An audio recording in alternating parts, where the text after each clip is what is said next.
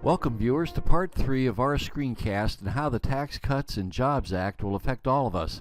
My name is Richard Land. I'm an attorney and a member of the Danbury, Connecticut law firm known as Chipman, Mizuko, Emerson. In part 1 of this screencast, we took a look at the more familiar features of the old tax law that were changed by the new tax law known as the Tax Cuts and Jobs Act. This new tax law was effective on January 1, 2018. The portions of the new tax law that relate to personal deductions will expire on December 31, 2025. Before tackling this part 3, you may want to review parts 1 and 2, but to get you oriented, let me tell you a little bit about what we covered in parts 1 and 2. In part 1, we studied the case of Joe the accountant, who is a fictional Connecticut accountant who practices by himself as a solo practitioner. We first studied how the new tax law affected Joe's personal income tax situation without taking into account the new 20% deduction for certain qualified business income, otherwise known as QBI and sometimes referred to as pass-through income. As part of the case study, we talked about how Joe's itemized deductions were limited. We also talked about how his personal exemptions were eliminated. In Joe's case, it appeared that the increase in the standard deduction and the decreased tax rates resulted in a relatively small tax benefit. As we left part 1 of the screencast, Joe was wondering how the new deduction for pass-through income would affect him.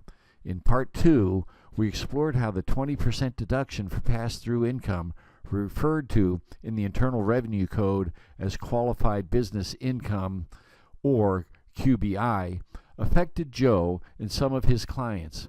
We covered the definition of qualified business income, how the deduction is less favorable for certain specified service businesses like accounting and the practice of law, how the deduction is phased out when the individual taxpayer's income reaches certain thresholds, and how non-specified service businesses can benefit from the deduction even though the taxpayer's taxable income exceeds the phase-out thresholds if the business pays wages to employees or makes certain capital expenditures.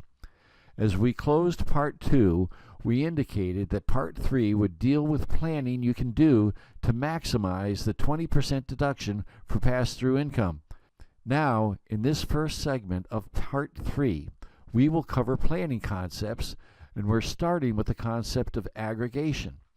In other words, in many cases, a taxpayer's business operations consist of more than one type of trade or business, and the tax deduction calculation can be different for each trade or business.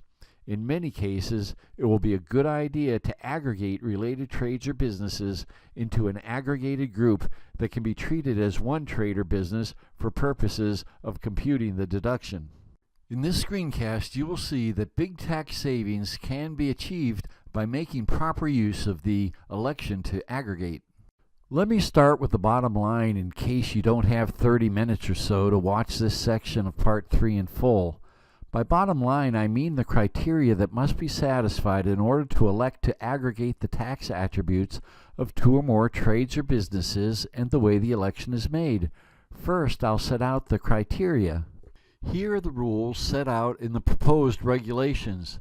The businesses must be under common control for a majority of the taxable year. In other words, the same owner or group of owners must own 50% or more of each business in the aggregated group.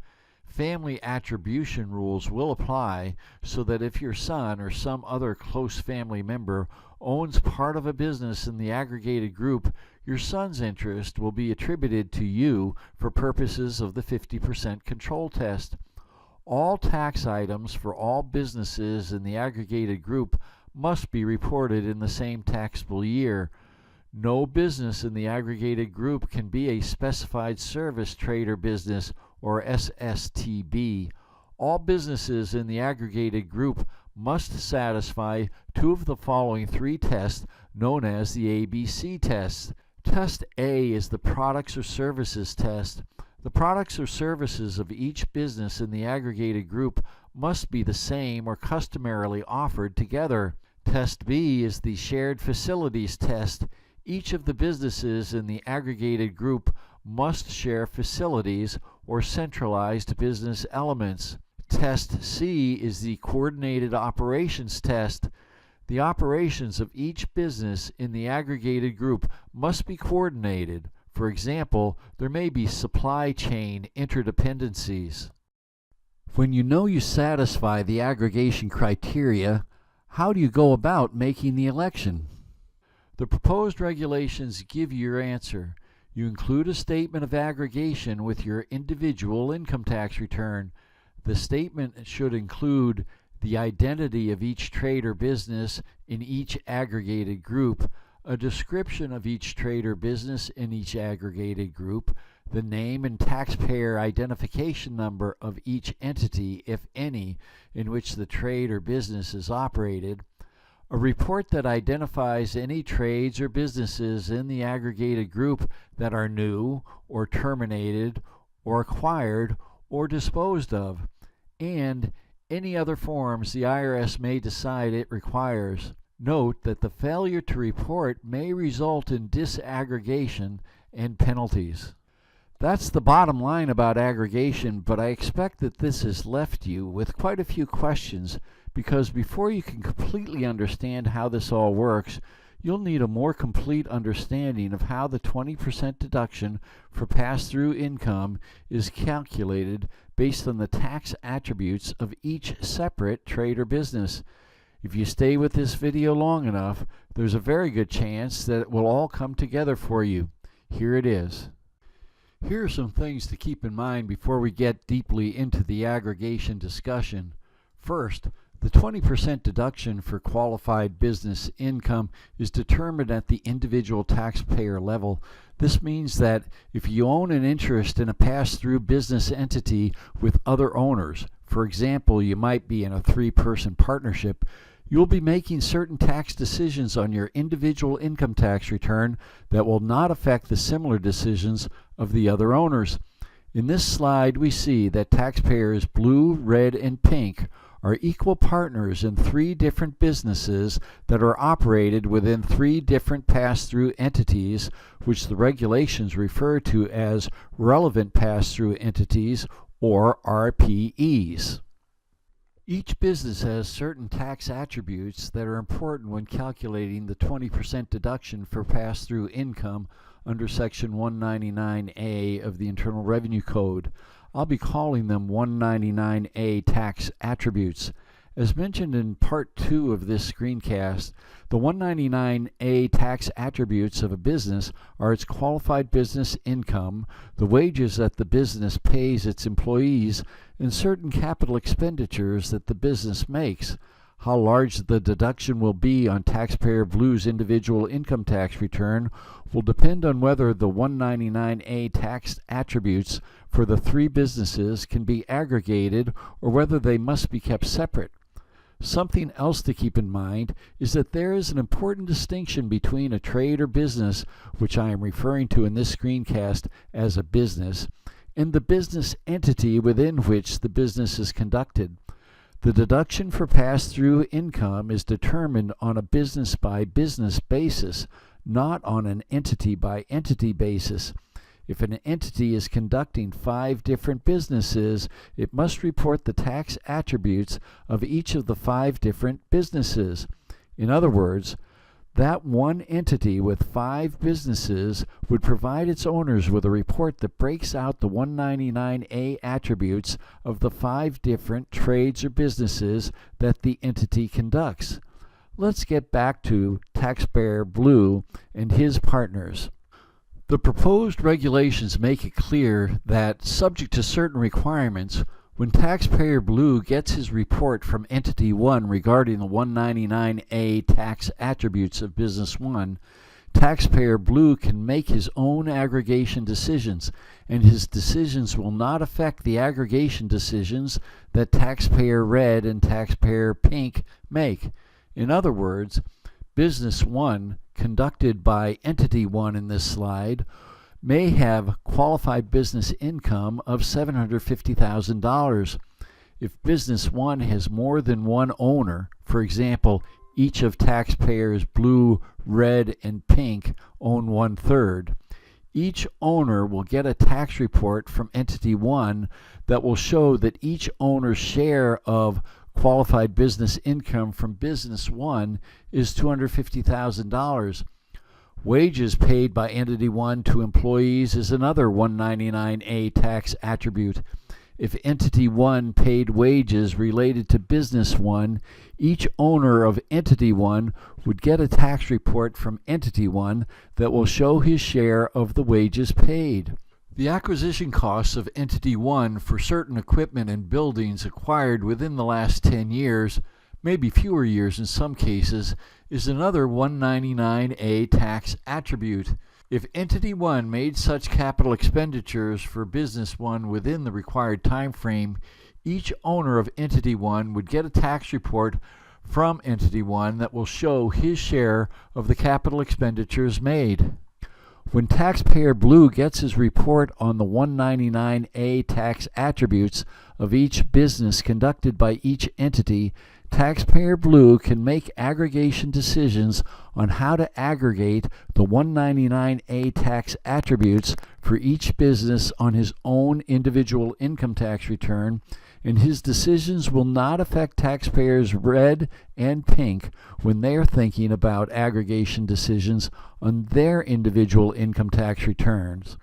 Now let's take a look at what this all means for taxpayer blue and what taxpayer blue might do in the way of aggregation. Here we see the 199A tax attributes for taxpayer blue's 1/3 share of Business 1, Business 2, and Business 3. For the rest of this screencast, I'll be referring to a trade or business as a business. So I'll refer to Trade or Business 1, or TB1 on the slide, as Business 1. When taxpayer blue thinks about maximizing his 20% qualified business income deduction, one of the first decisions taxpayer blue will need to make is whether to aggregate the 199A tax attributes related to his 3 businesses. The aggregation decision is an important one and should be considered and closely analyzed by taxpayer blue and his accountant, keeping in mind that the aggregation decisions he makes this year must be consistently applied in future years. As we continue to talk about aggregation, keep in mind that aggregation does not apply to specified service trades or businesses, or SSTBs. Aggregation applies only to non-specified service trades or businesses, or NSSTBs. If your trade or business is the practice of law or accounting, or one of the other specified service trades or businesses that 199A discriminates against, you cannot aggregate any SSTB with a NSSTB. So the aggregation discussion is addressed only to those taxpayers who have qualified business income from a non-specified service, trade, or business. I believe you'll see why this is important as we continue the discussion. Assume, therefore, that all 3 businesses in this slide, Business 1, Business 2, and Business 3, are non-specified service, trades, or businesses. So, what is aggregation? The qualified business income deduction and the 199A tax attributes that we talked about earlier, that is, qualified business income, wages, and certain capital expenditures, are determined on a separate trade or business by separate trade or business basis, whether or not the businesses are conducted individually or through an entity, or RPE. By the way, in this slide you will see one of the 199A tax attributes referred to as UBIA. UBIA stands for unadjusted basis immediately after acquisition. This represents the capital expenditures that a business makes that satisfy the rules on what kind of capital expenditures can be used for determining the 199A deduction. For more details on what UBIA is, you can see Part 2 of this screencast. For now, however, just keep in mind that when I refer to capital expenditures, I am talking about UBIA. A trade or business may be operated as a sole proprietorship without any other owner and without making use of any type of business entity, or A trade or business may be operated within a business entity like a partnership, limited liability company, or S corporation.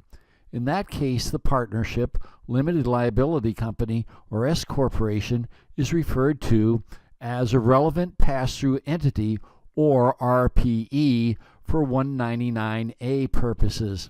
I'll be referring to relevant pass-through entities interchangeably as entities or as RPEs.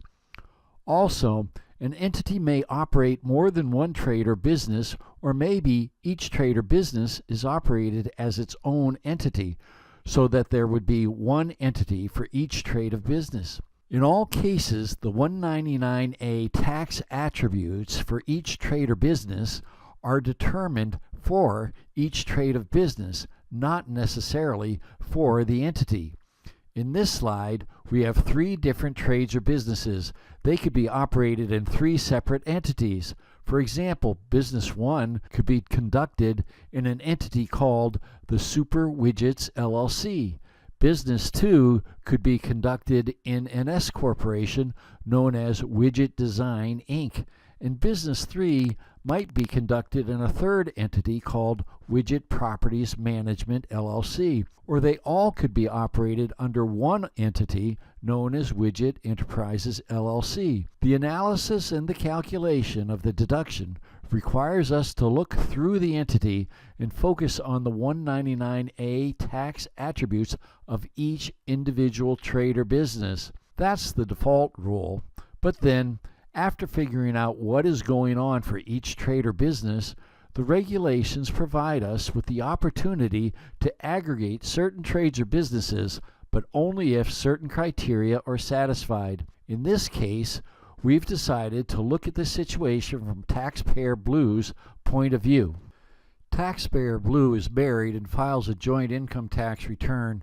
His taxable income without regard to the deduction for qualified business income is $415,001. Because he's over the $415,000 phase-out threshold, he will not be eligible for any deduction for qualified business income unless he can take advantage of the phase-ins related to wages and capital investments, or UBIA. Whether Taxpayer Blue aggregates or not can be an important question. In this case, without aggregation, each trade or business would be treated separately. Trade or Business 1 has no wages or capital investments, so without aggregation there would be no qualified business income deduction related to Business 1. This is because Taxpayer Blue's taxable income is more than the phase-out threshold of $415,000, and Business 1 paid no wages and made no qualifying capital expenditures that would otherwise result in a deduction related to Business 1. With aggregation, all qualified business income, wages, and qualifying capital expenditures from all the trades or businesses can be combined into an aggregated group and treated as one trade or business if certain requirements are satisfied. As a result, the qualifying business income deduction is the larger of 50% of wages paid or 25% of wages paid plus 2.5% of certain capital expenditures, or UBIA, but limited to the smaller of 20% of qualifying business income or 20% of taxable income.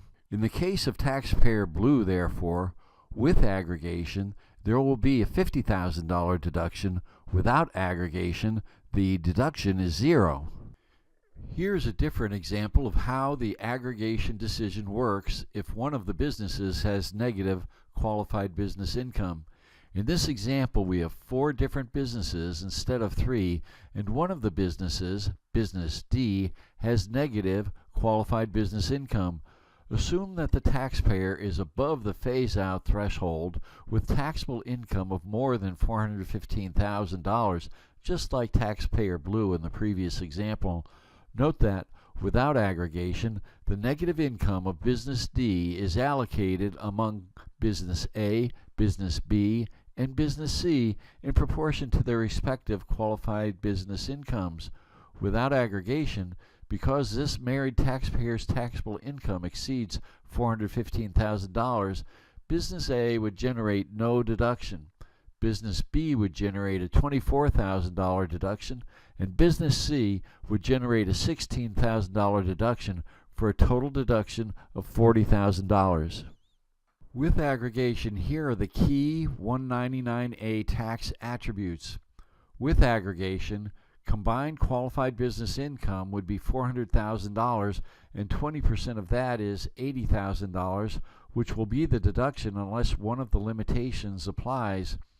With aggregation, the other 199A tax attributes are wages of $200,000 and capital expenditures, or UBIA, of $1 million. The 20% deduction, that is the $80,000 just mentioned, could be limited by the larger of the following wage and capital expenditure tests. The first test is 50% of wages. 50% of wages of $200,000 comes to $100,000. This is more than $80,000, so the deduction will not be limited by the wage test. The second test includes a capital expenditure, or UBIA test.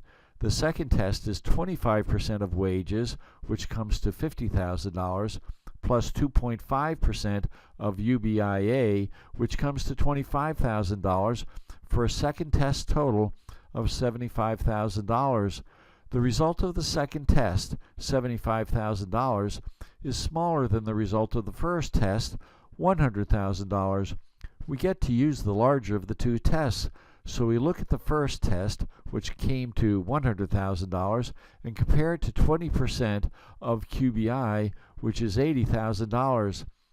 Let's look once more at the individual trades or businesses without aggregation. Even though there is no election to aggregate, the losses of Business D must be allocated among the other businesses. Look at the wages paid by Business D.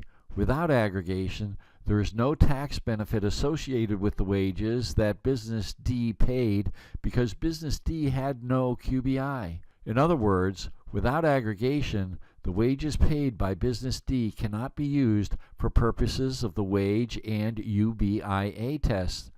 The tax benefit of paying wages would be lost because Business D had no QBI, and the 20% deduction for QBI is limited to 20% of QBI. 20% of 0 is 0, so there would be no deduction related to Business D without aggregation. Let's take another look at the result with aggregation. The deduction in this example is $80,000 compared with a deduction of only $40,000 without aggregation. So as you can see, the aggregation decision can be an important one and should be considered and closely analyzed by you and your accountant, keeping in mind that the aggregation decisions you make this year must be consistently applied in future years. Assume that you've talked to your accountant and you've determined that you want to elect aggregation. What rules apply? What trades or businesses qualify for aggregation? Here are the rules set out in the proposed regulations. The businesses must be under common control for a majority of the taxable year.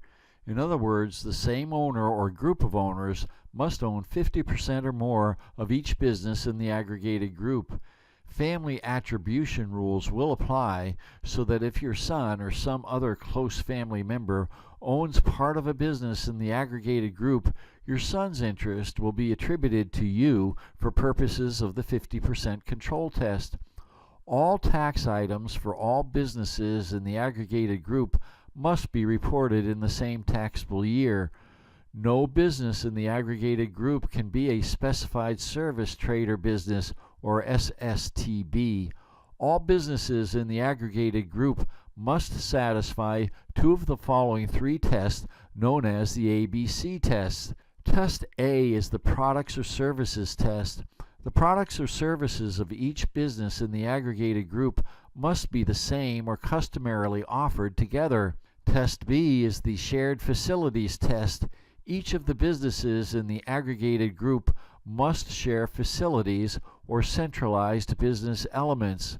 Test C is the coordinated operations test. The operations of each business in the aggregated group must be coordinated. For example, there may be supply chain interdependencies. Let's get back to some basic principles. Keep in mind that the qualified business income deduction is determined on a trade or business by trade or business basis. That's the default rule. That's what happens if there is no affirmative election to aggregate trades or businesses. The underlying assumption is that we have a fairly precise meaning of what a trade or business is, but there is no uniform definition of a trade or business in the Internal Revenue Code. How can we tell that business B is actually a trade or business, or that business B is a trade or business that's separate from business A? This is what the case law and rulings seem to have in common when describing what a trade or business is. A trade or business requires activity. It's an activity of the taxpayer or the taxpayer's agent. This points out that you can't sit back passively and collect income and expect the mere act of collecting income to count as a trade or business. There must be significant activity beyond that, and the activity must be continuous and regular. The primary purpose of the activity is income or profit, and the income or profit purpose must be demonstrated by objective facts, not discerned by subjective intent. But for the purposes of the 20% deduction for qualified business income, some exclusions apply. The first exclusion is the trade or business of performing services as an employee. So even though, as an employee, you're involved in activity that is continuous and regular, and you're in it to make money, this activity is not a trade or business for purposes of qualifying for the 20% deduction. The second exclusion is specified service, trades, or businesses. For example, the practices of lawyers, accountants, doctors, and some others described in the tax law and in Part 2 of this screencast. Specified service, trades, or businesses are not considered trades or businesses for purposes of qualifying for the 20% deduction if the taxpayer's income is above the applicable phase-out thresholds. Keep in mind that for a taxpayer who's married and who files a joint income tax return, the end of the phase-out zone is $415,000. For other taxpayers, the end of the phase-out zone is $207,500. The definition of a trade or business raises some questions about rental real estate when the landlord has very little responsibility under the terms of the lease. The question is whether the landlord under a triple net lease is engaged in a trade or business for purposes of getting the benefit of the 20% deduction for qualified business income. When the triple net lease relationship is described as follows, we believe that the answer is no. The landlord's income from the triple net lease probably will not qualify for the deduction. First, triple net leases provide that the tenant is responsible for paying not only rent and utilities, but also real estate taxes, building insurance, and maintenance. Under a triple net lease, the owner-landlord is mostly passive. Merely collecting rent is not sufficiently continuous and regular activity to constitute a trade or business. To convert the triple net lease to a trade or business, consider modifying the triple net lease by adding to the landlord's responsibilities. For example, the landlord could take on maintenance responsibilities and other tenant services, and the landlord could be involved in tenant management or advertising and sales activities. Here is an important exception to the triple net lease rule. A section of the proposed regulations, the section that defines the term trade or business, says rental or licensing of tangible property, rental activity that does not rise to the level of a Section 162 trade or business is nevertheless treated as a trade or business for purposes of Section 199A if the property is rented or licensed to a trade or business which is commonly controlled, regardless of whether the rental activity and the trade or business are otherwise eligible to be aggregated. This means that if the tenant is a trade or business owned or controlled by the landlord's rental activity is treated as a trade or business even if it's a triple net lease, and as a result, the rental activity can be aggregated with the trade or business of the tenant, and the building leased to the tenant may be treated as the tenant's qualified property for UBIA purposes if certain conditions are satisfied, unless, of course, the tenant's business is a specified service trade or business. We've established that under certain circumstances, a triple net lease can be considered a trade or business. Are there other circumstances other than making certain that the landlord has other continuous and regular activities related to the rental? What if you own a portfolio of triple net leases and you spend a lot of time tending to the portfolio without spending time on tenant and vendor relationships? Is that enough activity to make it a trade or business? If so, how many properties must be in the portfolio, or how much must you do before it becomes a trade or business? If you manage a portfolio for others, are you now providing financial services or serving as a broker? In that case, maybe your trade or business would be considered a specified service trade or business, and you would not be able to benefit from the acquisition costs of the properties. If you are a landlord, or you have an interest in a landlord entity under one or more triple net leases, and if you want to get the tax benefits of being considered a trade or business, consider playing it safe by making certain that under the terms of each lease, the landlord has responsibility for performing certain continuous and regular activities related to the rentals. Let's suppose that you have figured out how your trades or businesses line up and you've identified the 199A tax attributes, that is, the qualified business income, the wages, and the capital expenditures, or UBIA, of each business, and you want to make your election to aggregate. How is that done? The proposed regulations give you your answer. You include a statement of aggregation with your individual income tax return. The statement should include the identity of each trade or business in each aggregated group, a description of each trade or business in each aggregated group, the name and taxpayer identification number of each entity, if any, in which the trade or business is operated, a report that identifies any trades or businesses in the aggregated group that are new or terminated or acquired or disposed of, and any other forms the IRS may decide it requires. Note that the failure to report may result in disaggregation and penalties.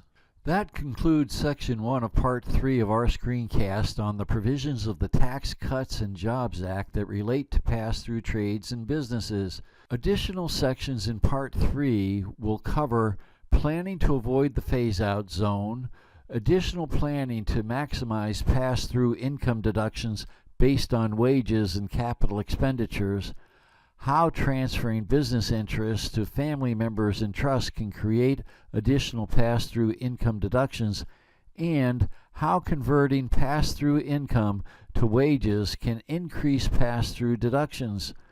Thank you for viewing.